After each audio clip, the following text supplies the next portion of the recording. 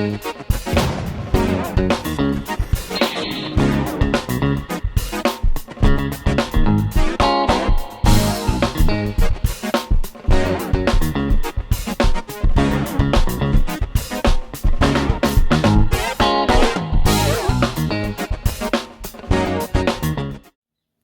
everyone, welcome back to Nat's Knackers Yard. This will be my Knackers Yard. This will be my knackered CB250 Superdream. This will be its engine out, and this will hopefully be its clutch being put back together. I'll get you up on a frame in a second, but broadly, got all my new plates in there, my fibre plates, my steel plates I have sandblasted back on suggestion from the Facebook group, and I've just got them in there more to stop them going rusty. Because I did it kind of midweek, if you like. Right, let's get you in a frame and we'll see if we can put this thing back together.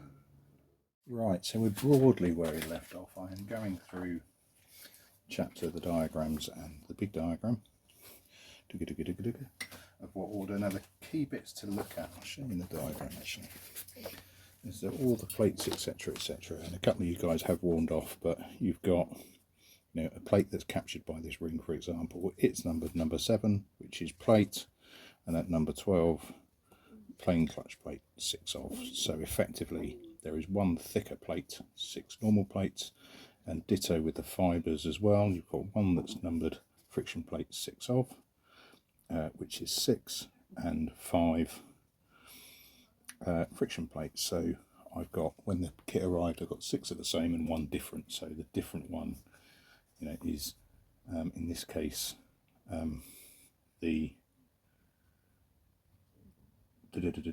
last one in, or sorry, the first one in on the basket. But we'll get to that, I'm sure. I don't have them. These have been in soak for a few days. I don't have them in the right order. I'm pretty sure. So, got a little fishing tool.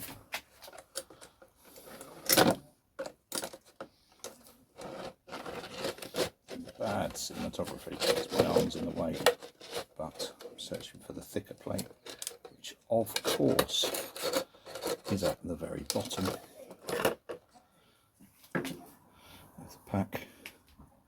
So considerably better than was. I think when I was doing this, I think I took a photo, so I could do a bit of before and after. If I can find it, I will drop it in.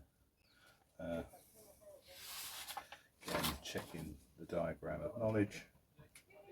Goes thrust plate, wrong way round.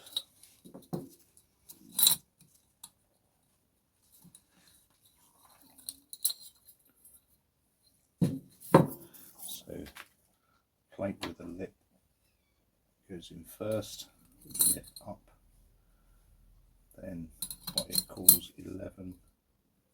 So what's that, 4 first, the spring seat with the spring facing up, that's fine, then that, then thicker plates on, happy, weld this on and round. Now this is going to be a bit of a bitch to get on, I'm sure. I may fast forward you to save my infinite embarrassment. Where's the open end? There we go.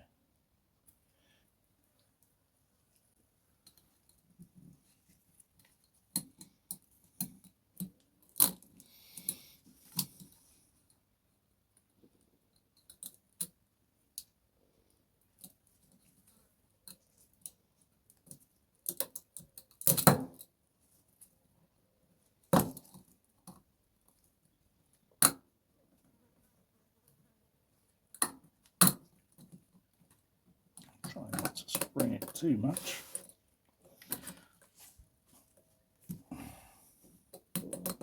Trying to keep my hands clean. Put the gloves on. I just trapped my glove under it twice. I've got holdy gloves. Oh no, Hudson's going to hate me.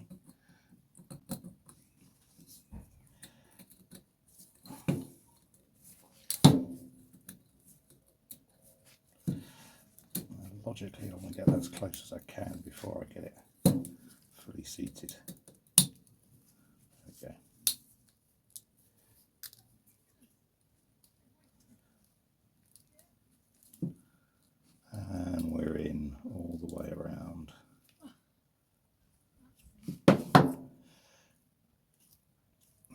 holy glove. It doesn't actually mention about the plates being in a particular order. It just seemed daft to fit the plate onto this.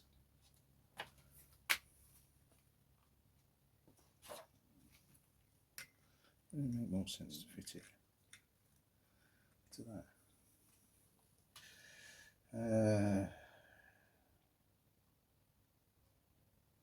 Fit the clutch plates to the clutch centre one at a time.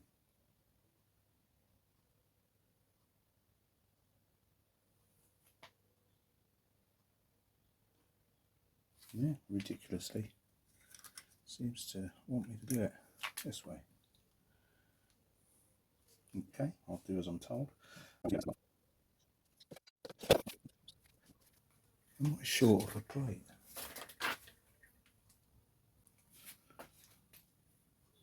That's concerning. Hold on. I appear to be only a partial idiot. I've missed one of the plates. It was still on the original set of fibres, still attached. 3, 4, 5, 6, 7. Right, I need to get that to the same condition as the others. So let's go and break out my sandblaster and give that a very quick whack over. Alright, and there we go. Not perfect, but a damn sight better than was.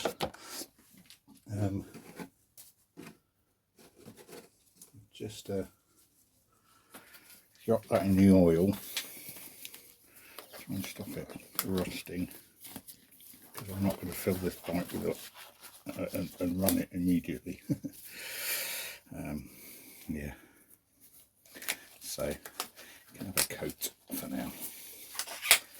Right, so let's try that again, shall we? One more steel, and then the last of the fibre plates. We're no longer panicking because it didn't look right. Right, happy. One at a time. Alternatively, line up the edges so they level with each other. Fit the pressure plate casting on the embassy and lift the completed unit up and insert it in the outer drum. Pressure plate. Let me just chuck that under my wheel for a second.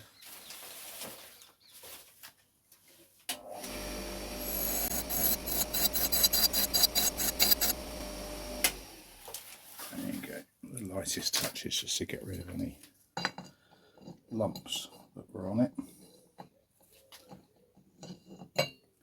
Put the pressure plate on, lift it up and insert it into the outer drum. This would have been a lot easier to do on the actual clutch, but I follow the manual where I can, or as much as I can, I should say.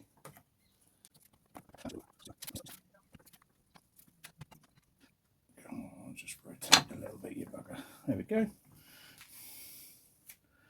Like it's meant to be there. Dripping out a bit of spare at the bottom as well.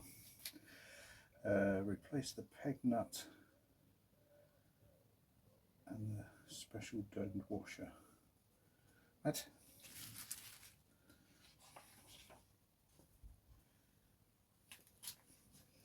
So it's that one and the domed washer. I need to find it first.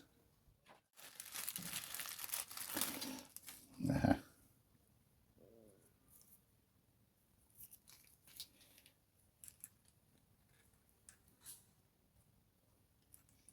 That's the washer that says outside on it.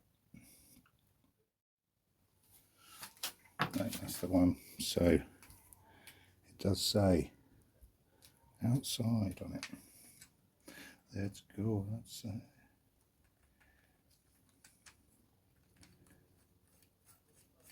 oh, this is where I get to use my special tool, which I've still got somewhere. But first things first, I need to check on torque. Although with my special tool, I have no way checking what that torque is. Here's my special tool. It's this.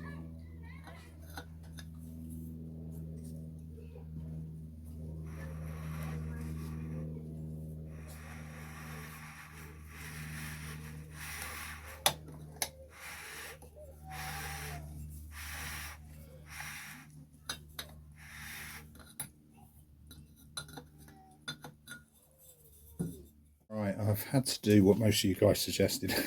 I don't like brutalising tools, but the only way I can get a decent purchase is to wreck a socket, which I fucking hate doing, but it's there, it's done. It gives me a better way. Now, what I can't find anywhere is a spec for this. All I've got is tight, because that's how tight it was to get off. So, but it's considerably easier doing it this way. I've got to hold the engine down as well, because I've got the drive held, stopping it turning and spinning. And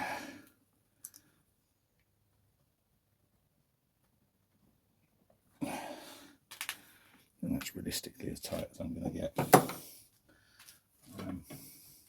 I know people are going to slam me for not using the spec, but I can't find it. Can't find it in the book. So, tools wise, that was what I used to get it off. A bit of pipe, effectively. Found a socket the same diameter, there or thereabouts, and wrecked it. But needs must, needs must. It's a minor sacrifice in the grand scheme of things. Right. I need a bit of a break, and then I'll do a bit more reading. I'm a fucking idiot. Last time I just banged those on with a washer, and it holds it in place. Oh, you fool. You fool. I'm going to find my bag of washers now.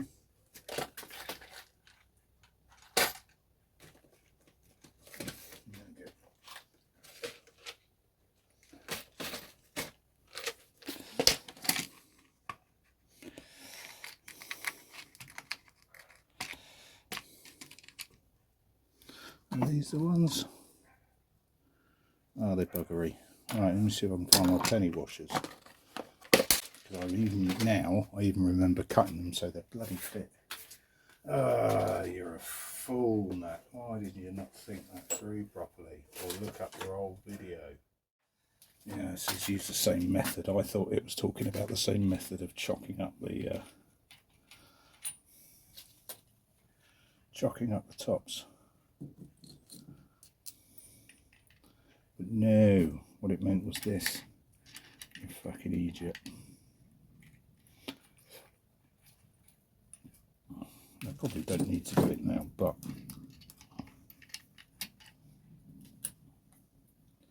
for the sake of completeness, do it properly.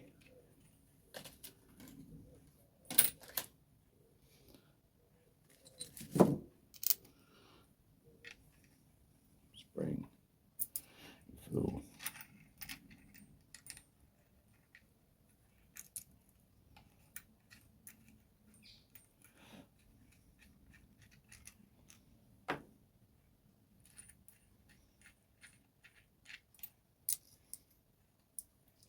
Got to lock the corner off two of these.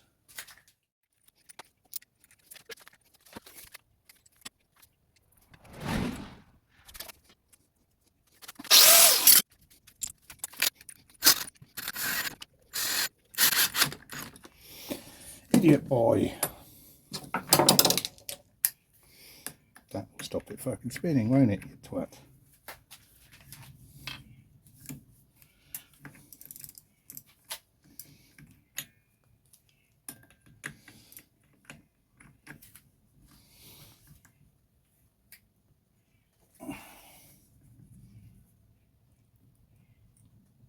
There we go.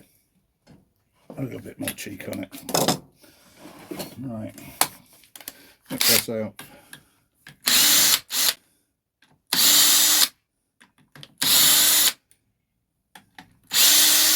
I might not have had to trash my no, I've got more leverage on that doing it up that way than I would have done with my dodgy tool. So I don't feel too bad. If anything, I'm just annoyed that I've wasted a bit of time there. But hey, my time is free. Right, that's that done. Right, springs. Yeah, I'm annoyed. I am vexed at myself for not remembering / looking at it. To be fair, the book's vague. It just says secure it like you did before. I thought it was on about the screwdriver through the cranks, but no, that is not what it meant, you fool. Annoyingly again, there is no torque setting for this. It just says tighten them up bit by bit, so I'm going to go really loose on the electric. Oops. It does say do them diagonally, as always.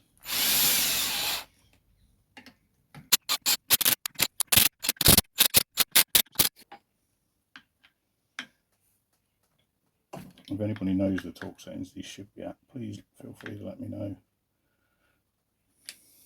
But that'll do. Right, I think we are getting into the realms of putting the cover back on. So it is the oil sender back, the sensor back on. I put that off screen, but I haven't tightened it up at all. It does specifically say about showing caution not to over tighten it. It also points out that it's doesn't screw all the way in.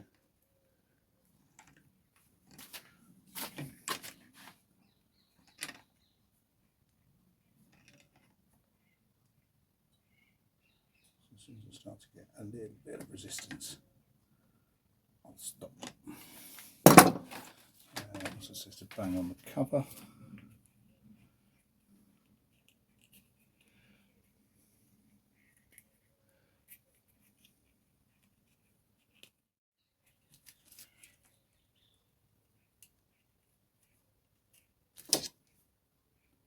The side casings, where do you leave those now?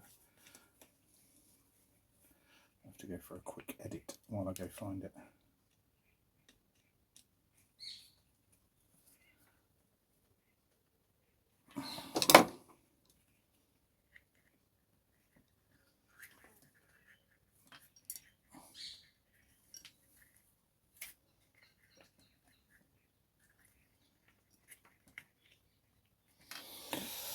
There she blows.